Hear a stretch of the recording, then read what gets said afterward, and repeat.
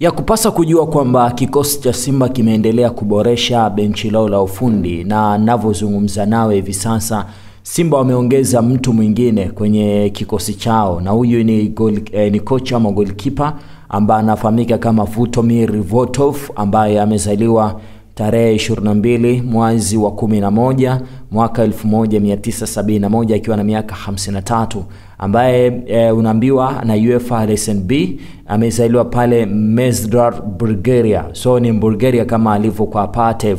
Ni kocha ambaye amefanya kazi kwenye timu mbalimbali, lakini hii ni kwa mara ya kwanza akifundisha soka barani Afrika. Lakini kama mchezaji pia amepata bahati ya kucheza, na hapa amecheza kwenye nchi ya Bulgaria kwa kiasi kikubwa kwenye timu ya Losh under 19, baadaye akasajiliwa kwenye timu ya Osma Levench, baadaye akasajiliwa kwenye timu ya Loko Medra, baadaye akasajiliwa kwenye timu ya Revenge, na Revenge ndio ilikuwa ni mechi yake, ndio ilikuwa sehemu yake ya mwisho, na rasmi angaanza kufundisha soka mwaka 2008 kwenye timu ya Bulgaria chini ya miaka 17, baadaye akapanda mpaka chini ya miaka 19 ambapo alifundisha karibia mechi 35 akiwa na kocha Zviko Zelevski.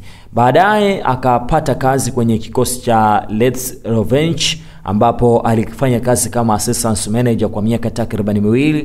Akafanya kazi chini ya Giovan Ivanov, Michael Senov pamoja na Martin Bayechev, ambapo huko aliweza kuiongoza timu karibia kwa mechi takriban 30 na baadaye akawa kocha wa magolikipa kwenye timu ya Lokomotiv GO, ambapo hapo alikuwa chini ya goalkeeper Alexander Tunchev, na magolikipa aliowafundisha ni pamoja na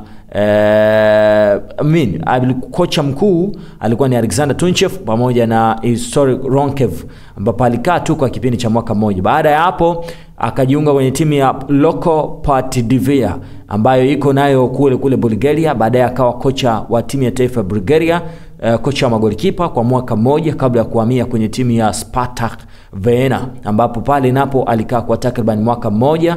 Huko nako akufanya kazi sana. Baadaye akajiunga na timu ya Lonchev na ambapo amefundisha kwa mwaka mmoja. Sasa rasmi amejiunga na kikosi cha Simba, ni kwa mara ya kwanza kabisa kufundisha barani Afrika.